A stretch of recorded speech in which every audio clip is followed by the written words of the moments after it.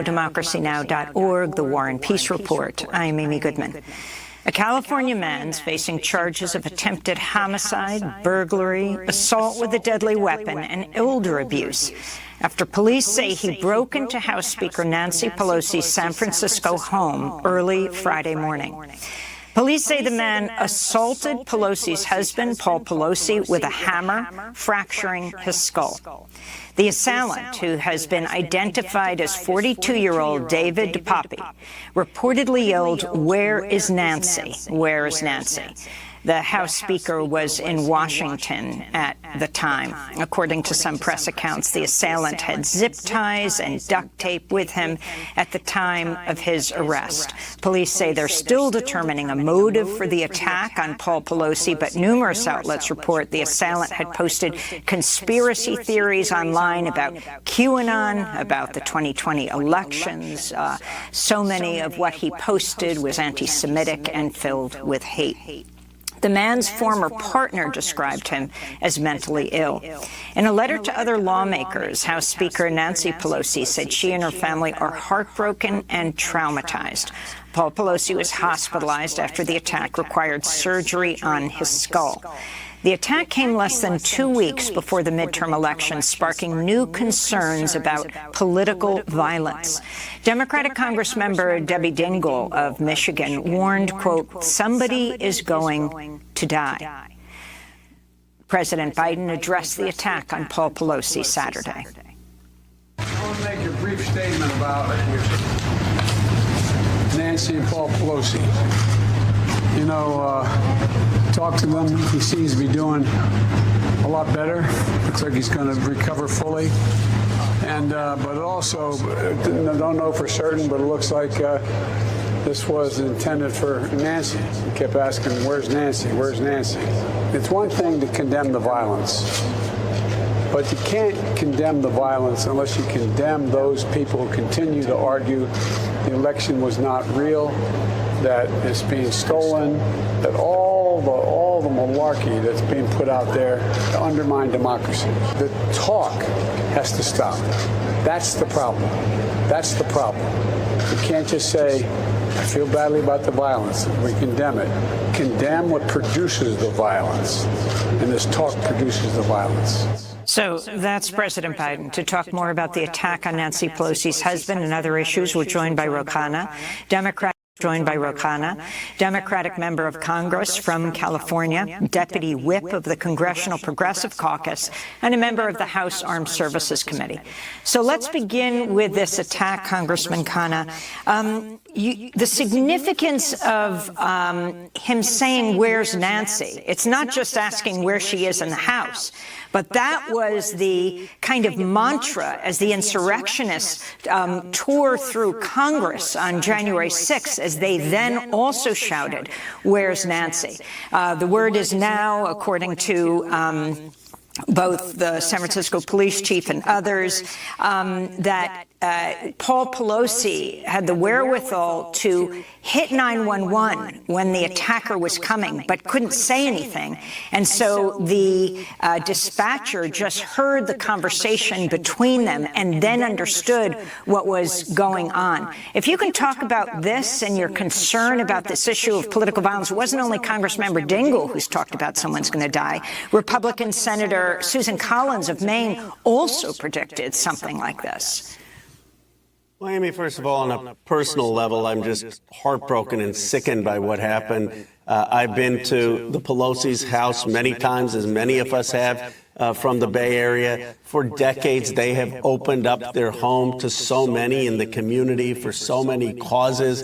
And to see this happen after their dedication for decades to public service is just outrageous. And the president is right. Yes, we have to condemn the violence, but we have to go beyond that and see what is causing this radicalization. And it's the conspiracy theories, and it is the falseness and propaganda out there on media and social media platforms. And this poses a very difficult challenge for the United States. It's easy to say, let's take down speech that is an incitement to violence. That doesn't meet the Brandenburg test. The harder issue is, what do you do with speech that is blatantly false, that is conspiratorial, that may meet the First Amendment test, but still is leading to radicalization? And we have a responsibility in social media companies and media companies, as well as elected officials, to really be having that hard conversation about speech that's leading to radicalization in this country.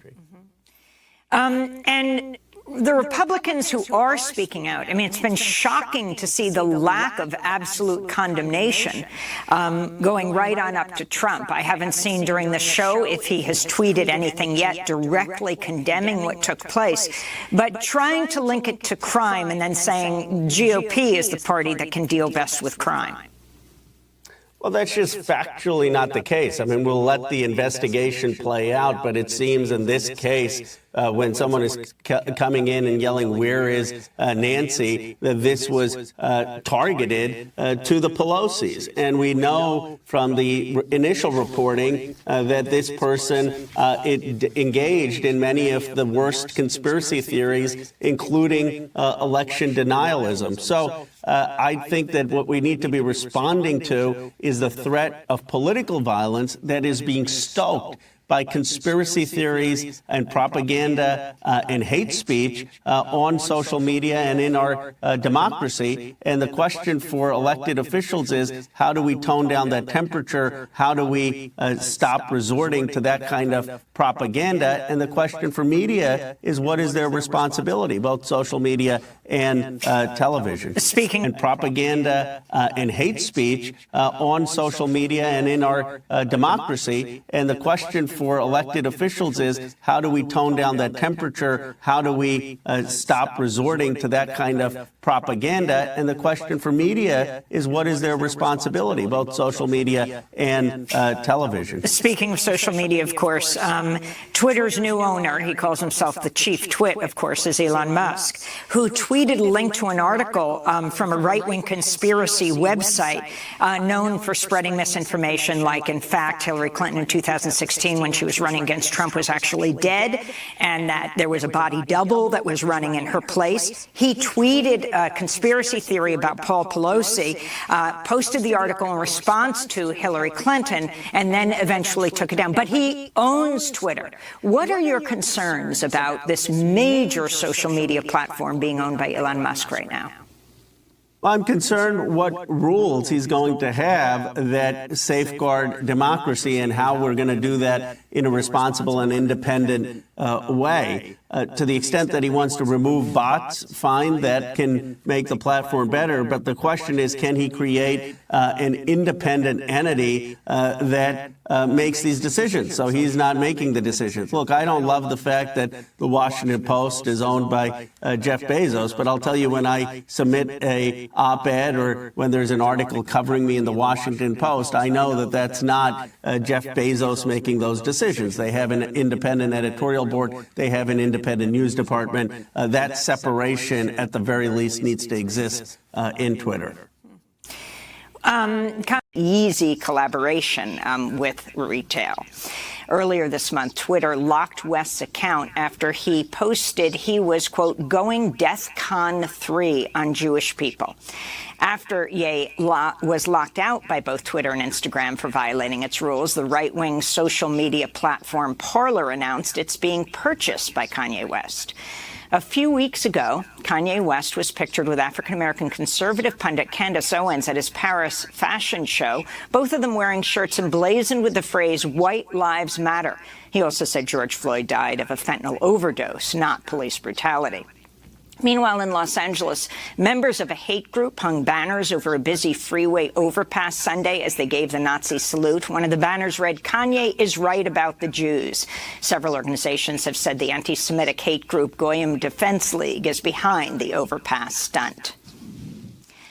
In Burma, the death toll from military Barakatah Yahweh, Barakatah Yahweh Shah, Barakatah Yahweh, Barakatah Yahweh Shah, Barakatah Yahweh, Barakatah Yahweh Shah, Ba'ashem Rakakadash. This is Aki Madrilazil, back with another lesson. Also want to give double honors and a salute to the men I learned this truth from. Shalom, Barakatham. Yeah, I'm back with another lesson. And I'm going. Well, so like I'm making this lesson based on the videos that I pretty much collaborated together, news feeds, and the first one was going into you know what happened to this representative by the name of Democrat Nancy Pelosi, with this individual, as you've seen in the beginning of the clip, that this individual, um, you know, from what from what is being told, I don't know if this is uh, something that actually happened or it could be a psyops, but nonetheless, you know,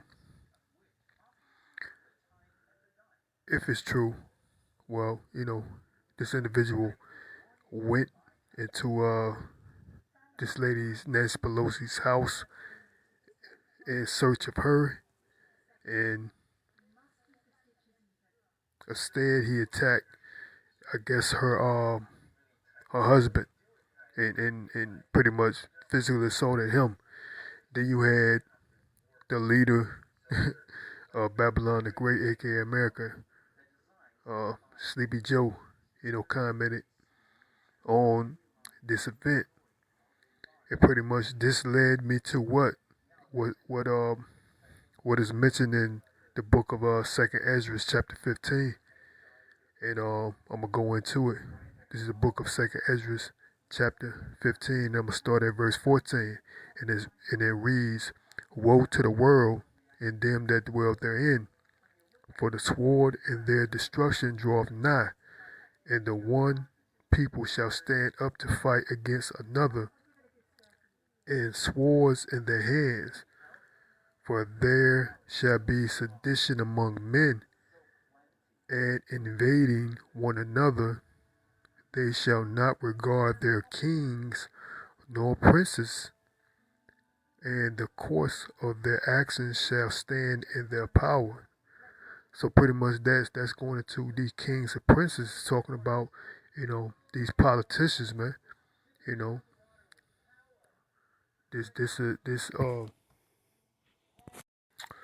Salakia, I got cut off, but continuing on, yeah, this event that just happened, at this representative Nancy Pelosi, this is going into prophecy, man. This is what's going to happen. This is pretty much the beginning of sorrows, man. And pretty much that is a example of what's to come, man. Where you gonna have these individuals that gonna disregard their kings and princes, meaning they're gonna disregard their these politicians that are set up as their leaders. You know what I'm saying? They're gonna care less, and they're gonna just do what they want to do, you know. So pretty much that's what this prophecy is going into, and that prime example is what happened to this politician Nancy Pelosi. You know, you had this individual that went into her house, you know, and attacked, looking for her, but attacked and severely injured her husband. You know, and I'm gonna read that again. This is the book of Second Ezra 15, and I'm gonna go straight to the point. 16. For there shall be sedition among men, and invading one another. They shall not regard their kings nor princes, and the course of their actions shall stand in their power. So these are the times that's speedily approaching. Now next was this representative that went, I think his name was Roe, and he went into the event that took place at that politician Nancy Pelosi house. Then he touched on the subjects of you know um, hate speech, you know, things being talked about in social media regarding, as he called it, propaganda, what can be considered, hate speech, and etc. and he touched on the subject about what would these politicians and these people that govern these social media sites, what would they or what will they be doing in order to, limit um, as what he called propaganda, hate speech, and etc. So this is going into, you know, Salakia. This is going into the famine of the word, and also after that part, there's that this Kanye West character, and his relations to what they say anti-Semitic comments, and him also, you know, so like there's also footage of these these what you want to say skinheads or clan members or somebody of that nature in agreement with this Kanye character with banners on a overpass saying that Kanye West was right about the Jews to some to that extent. You know what I'm saying?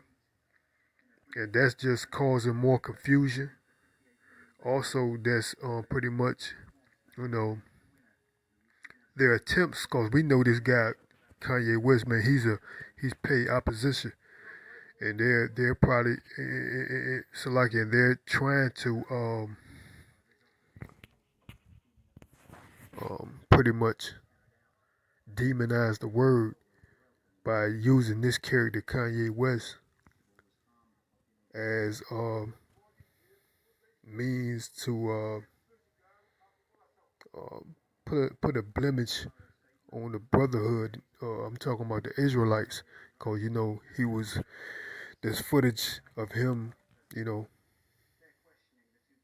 having an interview with this reporter, and the reporter pretty much um, identifies his comments as being, a black Hebrew Israelite, you know. So we know this guy's a paid opposition, and that's what it is pretty much going on to. I mean, going in that direction, man, is an attack on the word, which is going to lead to what? A famine, man, a famine of the word, because they're going to try to pretty much demonize the brotherhood, which we know we're going to go into persecution.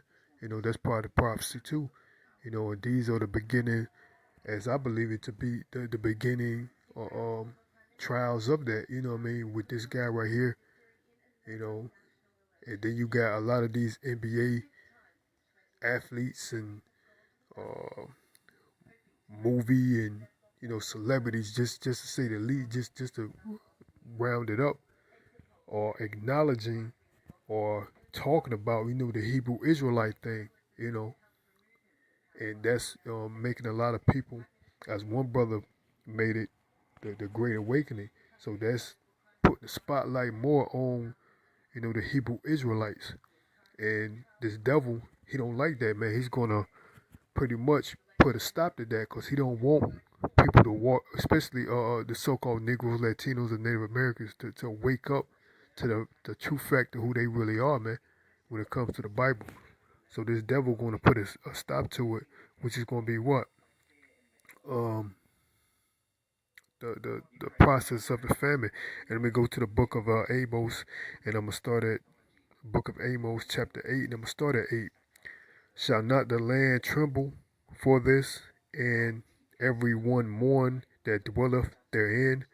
And it shall rise up wholly as a flood, and it shall be cast out and drowned as by the flood of Egypt. And it shall come to pass in that day, saith the Lord, Yahweh Ba'ashem Yahweh Shai power, that I will cause the sun to go down at noon, and I will darken the earth in the clear day, and I will turn your feast into mourning, and all your songs into lamentations.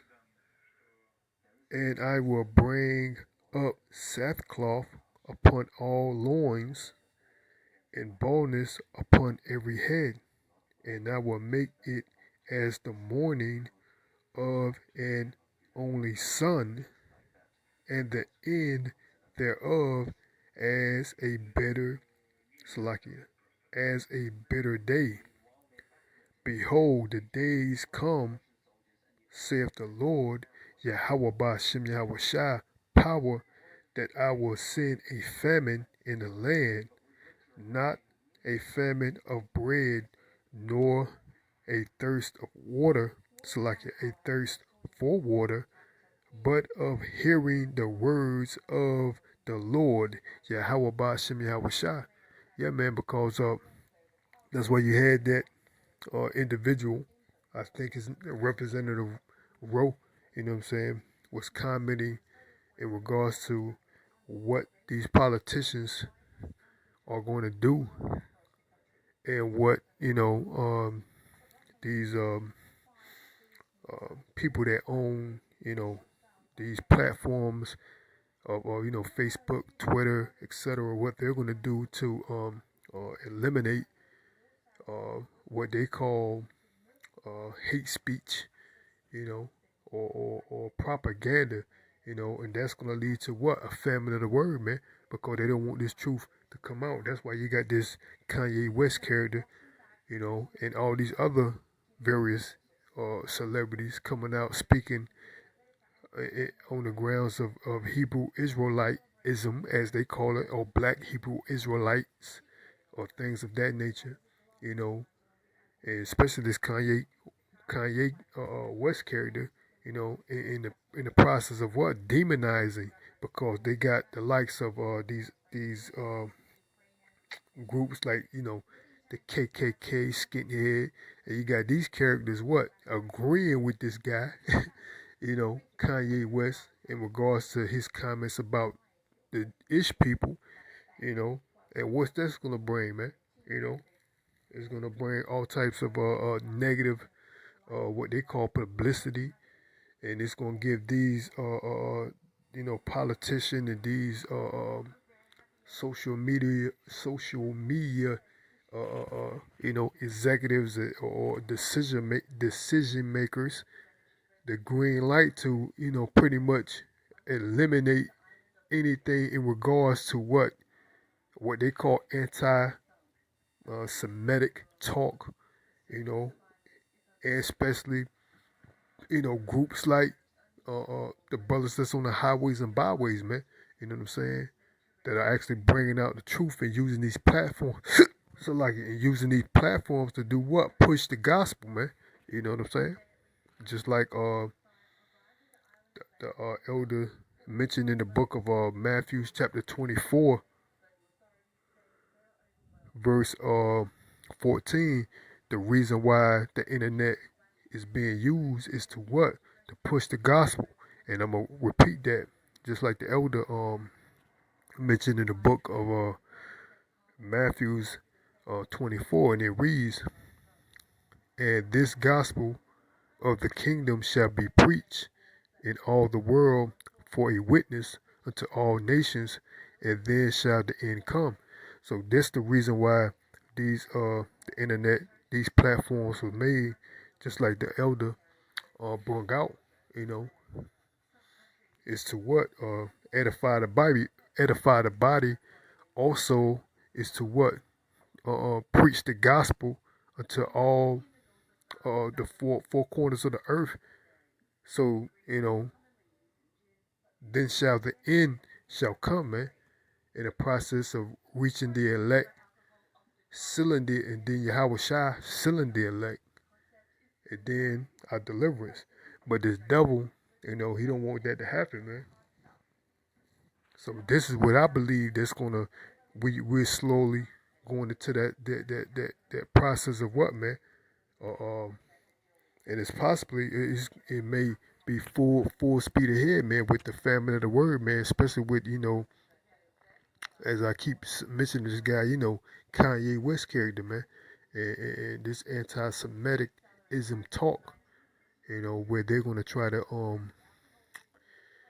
pretty much eradicate any type of language regarding who the real Israelites are. That's gonna be really frowned upon, man. So we already know that as I mentioned earlier, there's gonna be persecution, just like our Lord and Savior Yahweh Shai went through, man. You know, he went through persecution. So will the followers, believers, the elect, we will go through the same thing. But we're gonna what? Stand firm in this truth, man, and give all praises, honor, and glory to Yahweh Ba'Shem Yahweh Shai, man. You know, and I'm gonna end it off there. And I hope the body was edified. Till next time, I want to say Shalom, Barakathum. And before I end, I want to give all praises, honor, and glory to Yahweh, by Hashem Yahweh Shai, by Hashem Wakakadash. Again, this year, Aki, I'm Azil. Lord willing, I'll be back with another lesson. Also, I want to give double honors to the men that I learned this truth from. Till next time, Shalom, Barakathum, and a Ball. Shalom.